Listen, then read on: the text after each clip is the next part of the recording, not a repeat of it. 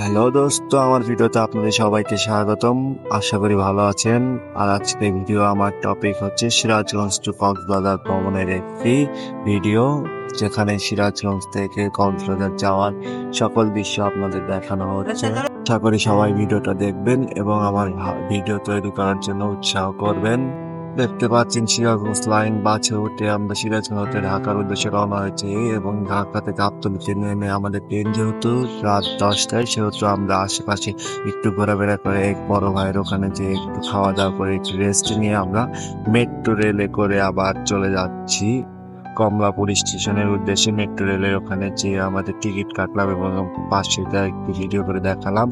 Ticket কেটে সাথে সাথে আমরা উপরে ট্রেনের অপেক্ষার জন্য উপরে চলে যাচ্ছি এবং উপরে যেতে না যেতেই ট্রেন চলে আসলো, মেট্রো রেল চলে আসলো এবং আমরা সবাই অবাক দৃষ্টিতে তাকিয়ে আছি। দেখতেই পাচ্ছেন আপনারা, এরপর দেখতে দেখতে মেট্রো রেলের দরজা খুলে যাবে এবং আমরা ভিতরে প্রবেশ করবো। ভিতরে প্রবেশ করার পরে দেখেন একটা সিটও ফাঁকা নেই, এই জন্য আমরা দাঁড়িয়ে আছি এবং দাঁড়িয়ে থেকে মেট্রো রেলে ভ্রমণ করতেছি।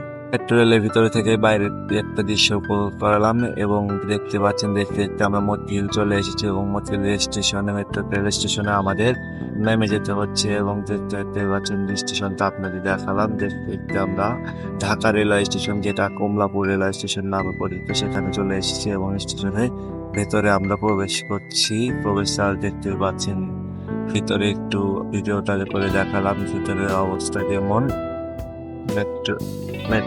মেট্রোতে করে এসে আমরা কমলাপুরে এসে এখন ট্রেনের অপেক্ষায় দাঁড়িয়ে আছি। দেখতে দেখতে আমাদের ট্রেনটা চলে আসবে এবং সবাই ছোটাছুটি করছে ট্রেনে উঠে যাওয়ার জন্য, কিন্তু না, ট্রেনের বগিগুলো পরিষ্কার করার জন্য কেউ উঠতে পারছে না এবং সবাইকে দাঁড় করে রেখেছে।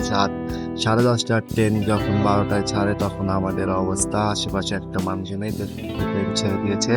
ট্রেন ছাড়তে ছাড়তে যেহেতু অনেক রাত হয়ে গেছে, সেজন্য আমি ট্রেনে একটু ভিডিও নিয়ে আমি ঘুমিয়ে পড়েছিলাম এবং ভোরে ঘুম থেকে উঠে দেখে আমরা চট্টগ্রামে চলে এসেছি এবং চট্টগ্রামে একটু ভিডিও নিয়ে নিলাম। চট্টগ্রাম থেকে দেখতে ট্রেনটা চলে গিয়েছে কক্সবাজারের উদ্দেশ্যে। কক্সবাজার যাওয়ার লাইনটা অনেক সুন্দর, আশেপাশের দৃশ্যটা অনেক সুন্দর এবং দেখতে পাচ্ছেন পাহাড়ের ভিতর দিয়ে আমার ট্রেনের লাইন গুলো চলে গেছে এবং আশেপাশে পাওয়ার ছোট ছোট টিলি গুলো দেখা যাচ্ছে। ছোট্ট টানেলের মতো উপর দিয়ে ব্রিজ নিয়ে টানেলের মতো দিয়ে চলে যাচ্ছি আমরা এবং সামনে দেখতে পাচ্ছি ছোট ছোট পাহাড় এবং দেখতেন কি সুন্দর একটা দৃশ্য তৈরি হয়েছে।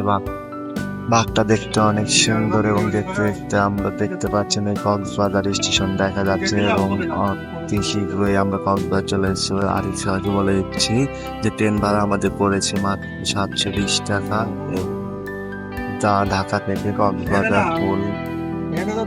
আর ট্রেন ভ্রমণটাও আমাদের অনেক ভালো লেগেছে। দেখে আমাদের স্টেশনে নামায় দিল এবং দেখেন আমাদের এক পার্টনার ঘোরাফেরা করছে এবং স্টেশনটা একটু ভিডিও দেখালাম। বাইরে চলে যাচ্ছি, স্টেশনটা ফুলফিল তৈরি হয়নি, সাইড দিয়ে রাস্তা বের করে দিয়েছে, বাইরে চলে যাচ্ছি এবং বাইরে থেকে দেখতে পাচ্ছেন স্টেশনের ভিউটা অনেক সুন্দর এবং দেখতে দেখতে আমরা কলাতলি ডলফিন মোড়ে চলে আসলাম এবং এখান থেকে একটু হেঁটে ডান দিকে চলে গেলে আমরা সুগন্ধা ব্রিজের দিকে চলে যাব এবং সুগন্ধা ব্রিজের ওখানে যে আমরা প্রথমে একটা হোস্টেল নেব। হোটেলের বাইরের দৃশ্য দেখে আপনার হোটেলের ভিতরে নিয়ে যাচ্ছি এবং দেখতে পাচ্ছেন আমাদের টিমে সবাই বসে আছে এবং কিছু বাইরা হোটেলের রুম ঠিক করছে। দেখতে দেখতে আমাদের রুমটা দিয়ে দিয়েছে, আমরা রুমে যেয়ে দেখেছি যার মতো বসে পড়েছে, অনেকে কথা বলছে, রুমগুলো দেখালাম। তারপরে আমরা সবাই বিচে চলে আসলাম। বিচে চলে এসে বিচের অবস্থা দুপুরে টানা রোদের ভিতরে সবাই ঘুরতেছে দেখেন। আমি বলছি এই ফাঁকে একটা ভিডিও করে নিলাম, সাগরের ঢেউ তাল হয়ে পড়েছে দেখেন, সবাই ঘোরাঘুরি করছে, সূর্যের আলো সবার মাথার উপরে ঘুরছে।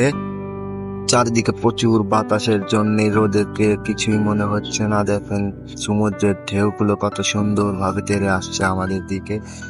উপভোগ করলাম সমুদ্রের ঢেউগুলোকে। ওই দুইটা পিচ্ছি দেখেন খেলাধুলা করছে, ঢেউটা তেড়ে আসছে। সেদের দিকে সবাই একটা ছিপ ভাড়া নিয়ে অনেকেই বসে পড়লাম, লাফালাফি করছে।